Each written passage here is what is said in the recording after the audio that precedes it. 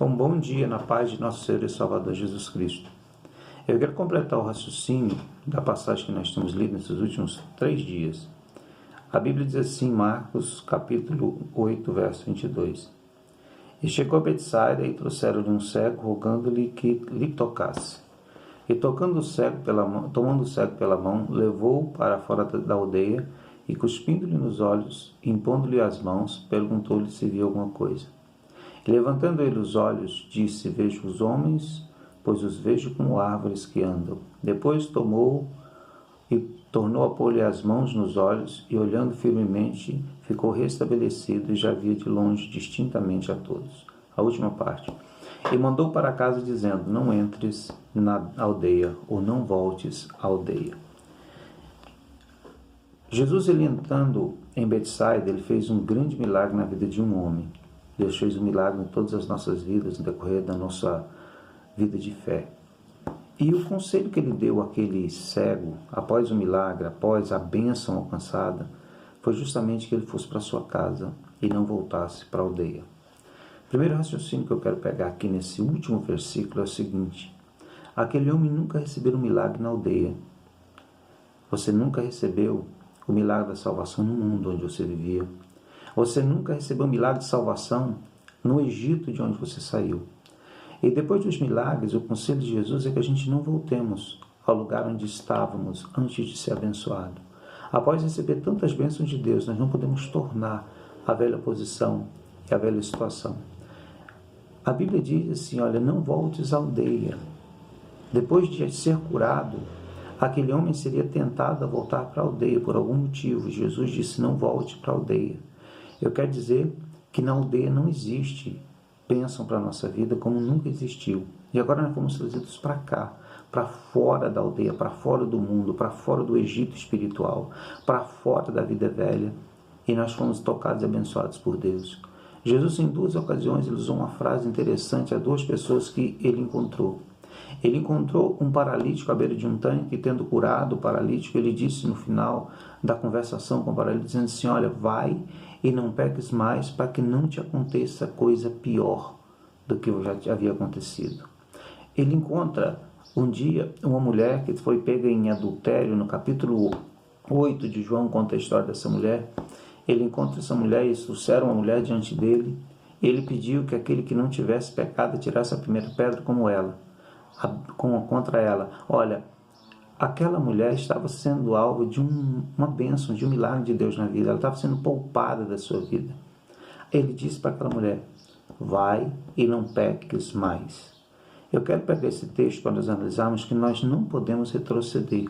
Hebreus capítulo 10, do verso 38 e 39, a Bíblia fala assim, que Deus não tem prazer naquele que retrocede, aquele que volta atrás.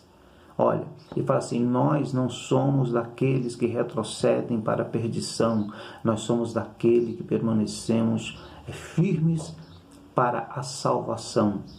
E nós precisamos entender que Deus não tem prazer naqueles que voltam atrás.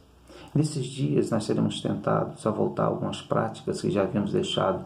Nesses dias nós seremos tentados a pensar alguma coisa que nós não pensávamos mais. Nesses dias nós seremos tentados a voltar a praticar coisas que nós já vencemos e superamos na nossa vida. As superfluidades que nós já largamos na vida.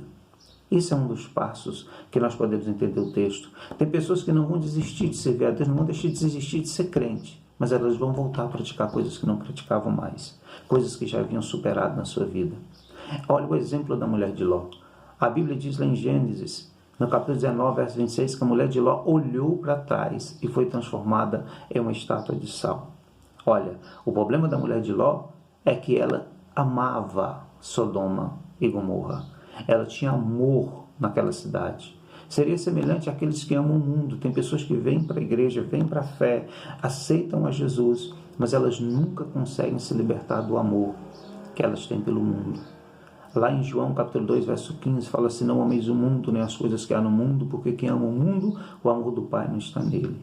Uma das formas de voltar, de retroceder, de voltar a entrar na aldeia, de onde nós nunca alcançamos os milagres que precisávamos, é nós deixarmos esse amor, as coisas mundanas, crescer de novo nos nossos corações.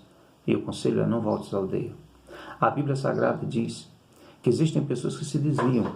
A palavra, lá na carta de Pedro, segunda carta de Pedro, capítulo 2, versículo 20, fala assim: porquanto se depois de terem escapado das corrupções do mundo pelo conhecimento do Senhor e Salvador Jesus Cristo, forem outra vez envolvidos nelas e vencidos, tornou-se-lhes o último estado pior do que o primeiro, porque é melhor lhes fora não conhecerem o caminho da justiça do que conhecendo, desviando-se do santo mandamento que lhes foi dado. Deste modo sobreveio-lhes o que por um verdadeiro provérbio se diz: o cão voltou ao próprio vômito e a porca lavada ao espojadouro de lama. Olha, a Bíblia diz que nós precisamos ter vida em nós mesmos. Esse momento é momento de nós termos vidas em nós mesmos, de nós levarmos e valorizarmos aquilo que nós recebemos durante tanto tempo, tantas palavras pregadas, tantas vezes ouvimos a palavra na igreja. Agora você está mais só, mas você precisa ter vida em você. Você não pode desistir da fé, você não pode desviar da fé, você não pode voltar para a aldeia, porque na aldeia não tem milagre, na aldeia não tem bênção, na aldeia não tem salvação. Mesmo que você esteja na tua casa, mas você precisa estar firme com Jesus. Não olhe para aquilo que você já venceu e volte a praticar. E não volte, não desista da fé, porque Deus não tem prazer naquele que retrocede. Um conselho para esse dia: a Bíblia diz assim: olhai para Cristo, autor e consumador da fé. Não tire o teu olhar de Jesus por pretexto nenhum nessa vida, porque Deus não tem prazer naqueles que desistem. Continue firme, irmão, e que esse seja um dia em que nós possamos crescer na fé, que esse seja um dia que nós possamos crescer em Deus, porque Ele é o nosso Salvador e Ele está vivo para nos abençoar. Que Deus abençoe você nesse dia.